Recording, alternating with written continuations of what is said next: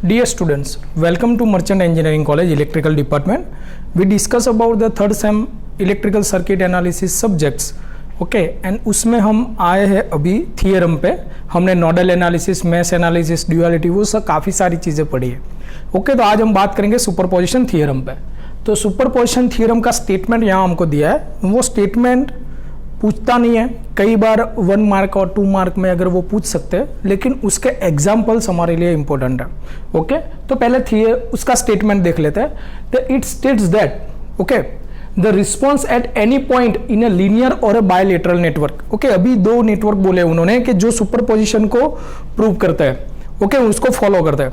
अगर हमारा network linear है और बायलेटरल है तो ही वो सुपरपोजिशन थियरम उस पर हम लगा सकते हैं, वरना वो नहीं अप्लाई हो सकता. तो बायलेटरल और लीनियर है क्या? तो बायलेटरल नेटवर्क उसको बोलते हैं कि जिसमें वीआई कैरेक्टरिस्टिक ओके सेम रहती है. किस पे? जब करंट फ्लोइंग कोई भी डायरेक्शन से हो रही हो. ओके करंट का फ्लो सेम डायरेक्शन से नहीं, कोई भी डायरेक्शन, इन आइदर डायरेक्शन, यानी कि VI characteristic are same for current flowing in either direction. अगर डायरेक्शन बदल रहा है करंट तो भी वीआई कैरेक्टरिस्टिक में कोई चेंज नहीं होगा, तो उसको हम बायलेटरल नेटवर्क बोलते हैं. उसी तरह हमारा ये लीनियर नेटवर्क किसको बोलते हैं? तो उसमें भी वीआई कैरेक्टरिस्टिक ही आती है. तो वीआई कैरेक्टरिस्टिक किसमें? देखो VI characteristic is at all the time straight line, यानी कि इस तरीके से वो स्ट्रेट रहते हैं. ओके तो उस नेटवर्क को हम क्या बोलते हैं? लीनियर नेटवर्क बोलते हैं. यानी कि सुपरपोजिशन थियरम दो ही नेटवर्क में अप्लाई हो सकता है, linear and bilateral. Okay MCQ का क्वेश्चन हो सकता है इसमें से कि भाई नीचे में से किस नेटवर्क को सुपरपोजिशन थियरम फॉलो करता है, तो हमको ये दोनों बोलना पड़ेगा, बायलेटरल और लीनियर. ओके डियर, नाउ उसके पे हम एग्जांपल लेते हैं. पहले स्टेटमेंट समझ लेते हैं. It state that the response at any point okay in a linear और ए बायलेटरल नेटवर्क. तो ये दो चीजों होनी है, लीनियर और bilateral. Having more than one independent source, यानी कि उसमें इंडिपेंडेंट सोर्स हो गए एक से ज्यादा. Okay obtain as the sum of the response, यानी कि उसका जो रिस्पॉन्स है उसका सम कर सकता है. Case by the separate independent source acting alone. अगर यहां पे मैं नेटवर्क को आपको एग्जांपल दूं तो यहां पे दो सोर्सेस है जो कुछ ना कुछ कंट्रीब्यूशन करते होंगे इस रेजिस्टर के करंट के लिए. ओके अभी क्या देखना है कि भाई पहले मैं क्या करूं, इसको छुपा दूं, इसका जो कंट्रीब्यूशन है वो फाइन करते हैं. ओके और जो भी आए वो ले लेते हैं. दूसरा इसको छुपा देते हैं, इसका कंट्रीब्यूशन फाइन करते हैं. ओके बाद में दोनों का अगर मिलाते हैं तो वो सेम आएगा. Okay ready? तो वो एग्जांपल हम पढ़ते हैं अभी. तो determine the current I through R3, यानी कि ये I3 करंट है, यानी कि R3 में से जा रहा है तो मैंने I3 नाम दे दिया है. उसको मेरे को फाइन करना है, यानी कि रजिस्टर R3 में से ये I3 करंट जो निकल रहा है ओके वो कितना आ रहा है, और उसमें मेरा यूज करना है सुपरपोजिशन थियरम. ओके चलो देखते हैं. तो सबसे पहले मैं क्या करता हूं, मेरे को जो दिया है यानी कि एक्टिंग अलोन, यानी कि कोई भी एक जो मेरा वोल्टेज सोर्स है वो मेरे को एक्टिंग कराना है उस अकेले को. दूसरे को मेरे को क्या कर देना है? शॉर्ट सर्किट कर देना है. दूसरे वोल्टेज सोर्स को क्या करना है? शॉर्ट सर्किट करना है. तो देखो let us assume that the V1 is acting alone. मेरा V1 है वो एक्ट कर रहा है अकेला. दैट द सोर्स V2 क्या करेंगे? हम उसको रिप्लेस कर देंगे किससे? शॉर्ट सर्किट से. किससे करेंगे? शॉर्ट सर्किट से. तो अगर मैं इसको शॉर्ट सर्किट कर दूं, बाकी पूरी सर्किट वैसे के वैसे ही रहेगी, नेटवर्क मेरा सेम रहेगा. तो इसको और इसको देख लो आप. यहां पे मैंने सिर्फ V2 को क्या किया है? शॉर्ट सर्किट किया है. V2 को क्या किया है? शॉर्ट सर्किट किया है. और यहां से जो करंट निकलेगा R3 में से, यहां पे मेरा I3 था, मैं उसको I3 डैश नाम देता हूं. V1 में से जो मेरा R3 में से करंट निकलेगा उसका मैंने नाम दिया I3 डैश. ओके हमको अच्छी तरीके से समझ में आया, इसलिए हमने ये नोटिफिकेशन यूज की है. तो ये होगी I3 डैश. चलो अभी उसमें फाइन करते हैं. तो आपको देखो ये जो 3 रेजिस्टर है उसका पहले R इक्विवेलेंट फाइन कर देता है. R इक्विवेलेंट देखो, R इक्विवेलेंट यानी कि रेजिस्टर का सॉल्यूशन करते हैं. तो देखो ये क्या है? 1 ओम है, ये 4 ओम है, ये 4 ओम है. ये रेजिस्टर है, ये दो पैरेलल है एक दूसरे के साथ. पैरेलल का सॉल्यूशन करूंगा और इसके साथ सम करेंगे, क्योंकि देखो यहां पे क्या हो जाएगा, ये 4 है, ये 4 है, ये 1 है. ये दो क्या है? पैरेलल एक दूसरे के साथ. ऐसा भी ड्रॉ कर सकते हैं. ये जो पैरेलल है उसका आंसर आएगा 4 इंटू 4 डिवाइड बाय 4 प्लस 4, यानी कि 16/8 इज इक्वल टू 2 आंसर आएगा। तो इसका जब मैं सॉल्यूशन करूंगा तो यहां पे मेरा 2 आंसर आ जाएगा। अभी 1 एंड 2 भी क्या है, वो तो सीरीज में है, वो सीरीज में है, तो सीरीज में क्या होता है, सम होता है, तो ये हो जाएगा मेरा 3। ओके डियर, अभी इस पे हम टाइम वेस्ट नहीं करेंगे, आपको ये आता ही है सब। ओके चलो, तो 1 प्लस ये 1 इसके साथ ये पूरा सीरीज में आएगा, लेकिन ये 2 पैरेलल है तो 4 पैरेलल टू 4, ये पैरेलल का सिंबल दिया हुआ है। तो 1 प्लस 4 पैरेलल टू 4 में क्या होगा, 4 इंटू 4 डिवाइड बाय 4 प्लस 4, ये आ जाएगा 4 इंटू 4 16, 4 प्लस 4 8, 1 प्लस 2 3 ओम मेरा इक्वलेंट आया। ओके, तो मैंने ये ले लिया। अभी क्या करेंगे, मेरे को ढूंढना क्या है, I3 डैश ढूंढना है। ओके, तो अभी I3 डैश फाइंड करेंगे, उसके पहले मैं I1 फाइंड कर देता हूं। I1 क्या है, मेरा सर्किट का टोटल करंट है। देखो यहां से V1 में से करंट I1 निकल रहा है, वो यहां पे आएगा, उसमें से I3 भी जाएगा, उसमें से ये भी जाएगा। ओके, यानी कि I1 क्या है, मेरा मेन करंट है, टोटल करंट है। ओके चलो, तो उसको पहले फाइंड कर देता हूं। I is V by R, Ohm का रूल्स हमको यूज करना है। I1 is V1 bye R equivalent, मैं देखता हूं उसमें सोर्स I1 करंट है मेन। ओके, V1 है, सोर्स अकेला एक ही है, तो V1 बाय R इक्वलेंट जो टोटल रेजिस्टर आया मेरा सर्किट का, नेटवर्क का, तो V1 ले लिया मैंने 5 जो मेरे को दिया हुआ है, इक्वलेंट मेरा आएगा 3।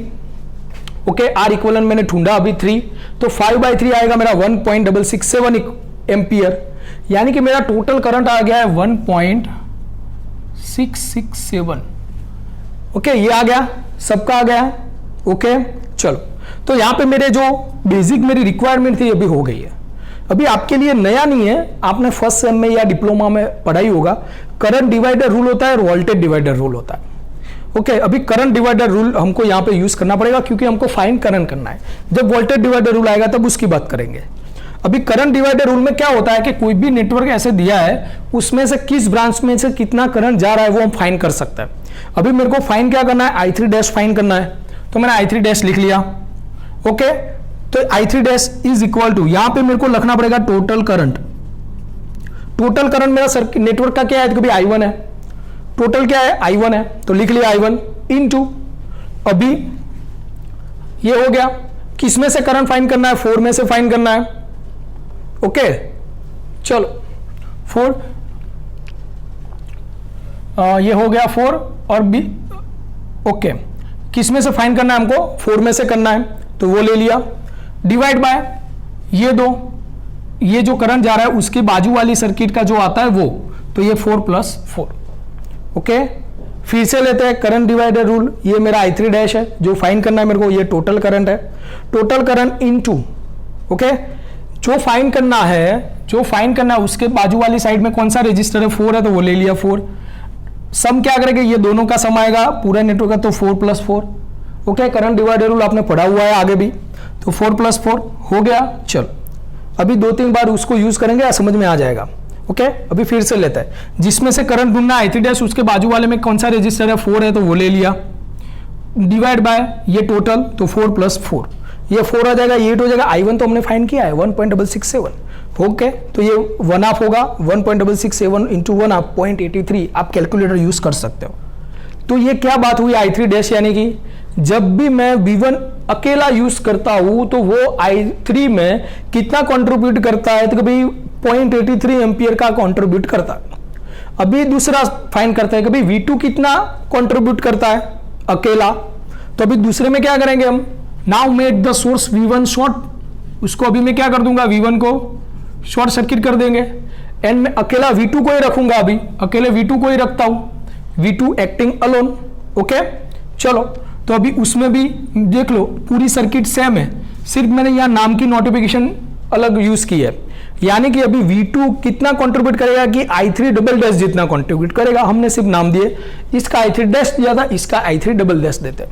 ओके चलो, अभी यहां पे भी R इक्विवेलेंट फाइंड करना पड़ेगा।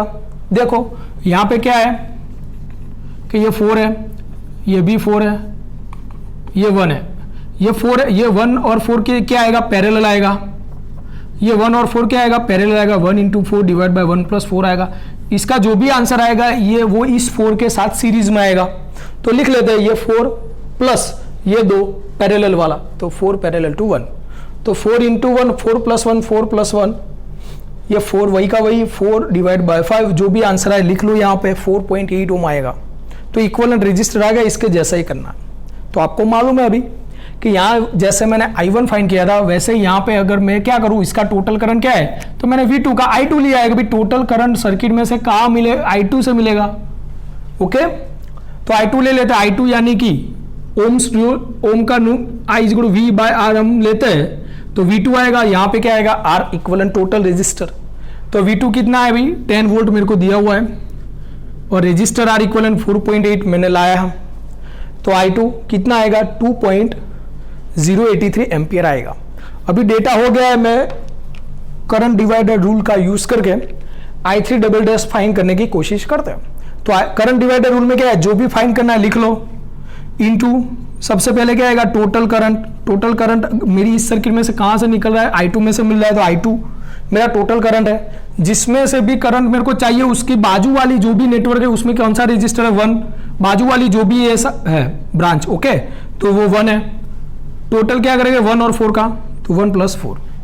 तो इस तरीके से करंट डिवाइडर रूल यूज करता है। ओके, तो ये 1 हो जाएगा, 1 + 5, ये 1 + 4 5 हो जाएगा। I2 मैंने ढूंढा है 2.083, तो वो ले लिया है। इसका सॉल्यूशन करेंगे 0.42 एम्पियर मेरा करंट आएगा I2 डबल डैश।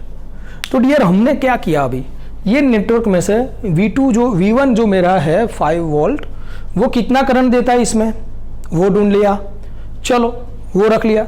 उसके बाद ये V2 अकेला कितना देता है वो ले लिया।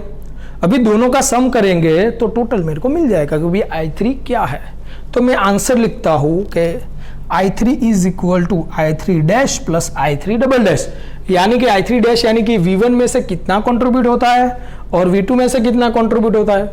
ओके, तो I3 dash plus I3 double dash, उसका सम करते, I3 डैश मेरा आया था डियर 0.83, I3 डबल डैश आया था 0.42, दोनों का अगर सम करेंगे तो मेरे को मिल जाएगा 1.25 एम्पियर। यानी कि जो मेरे को पूछा रहा कि भी करंट कितना जा रहा है R3 में से, R3 में से करंट जा रहा है मेरा 1.25 एम्पियर।